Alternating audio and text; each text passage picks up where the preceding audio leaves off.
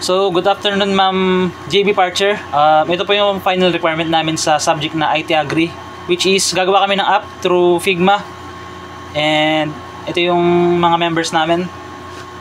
I'm Ain Panis. I'm Lorraine Palacios. I'm Pabustan James. I'm Lance Eric Rillera. I'm Torres Jericho Art. Ito po yung introduction namin. Introduction. Plant waste is often thrown away without knowing its value. Many people don't realize that leaves, stems, and other organic materials can still be reused for farming or gardening. To help solve this, we created Waste Optimizer, an AI-based tool that identifies plant waste and suggests the best way to process it. With just a quick scan or upload, users can discover nutrient content and recommended uses, making waste management easier and more sustainable. So, yung ginawa naming app is eco-friendly siya, and alam naman natin sa generation natin ngayon na kapag kumain ka ng isang gulay or prutas, yung mga balat or mga natira na to is itatapon na agad. So, yung mga ka-group ko and ako, nakaisip kami ng idea na ito yung gawing app, which is makakatulong sa ating environment and also to lessen the pollution sa bansa natin. Problem statement. Plant waste is often discharged without proper processing. Farmers and household lack tools to identify nutrient value and best recycling method. This lead to waste, resources, and environment harm. Ito ang mga problema gusto nilang solusyonan. Plant waste ay kadalasan itinatapon ng hindi pinoproseso ng tama.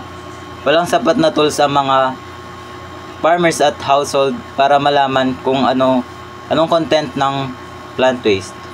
Kung di nila alam kung ano pinakamagandang paraan ng pag-recycle nito.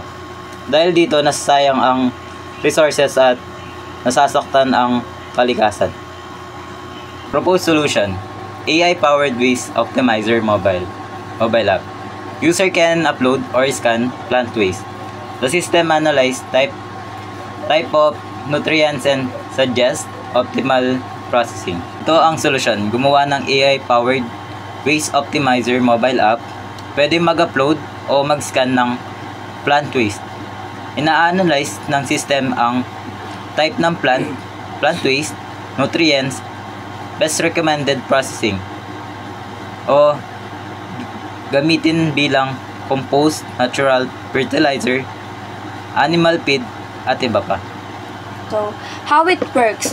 First is user uploads or takes photo or ita-type nila kung anong type of waste yung gusto nilang masolusyonan. Dito magagamit yung ating app. So, AI model analyzes image or text. System identifies waste type and nutrient content. App recommends composting, mulching, or other use methods. So, dito sa proposed solution natin, paano gumagana yung ginawa nating application, madedetect ng AI kung anong type of waste yung gusto mong magawa ng paraan.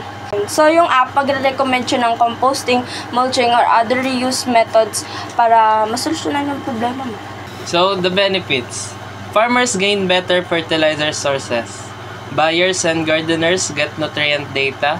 Government supports sustainable waste reduction. Reduces pollution and improves soil health. So, ito ay nagpapakita ng mga positibong epekto ng sistema. Mas nagkakaroon ng magandang kalidad ng pataba ang mga magsasaka.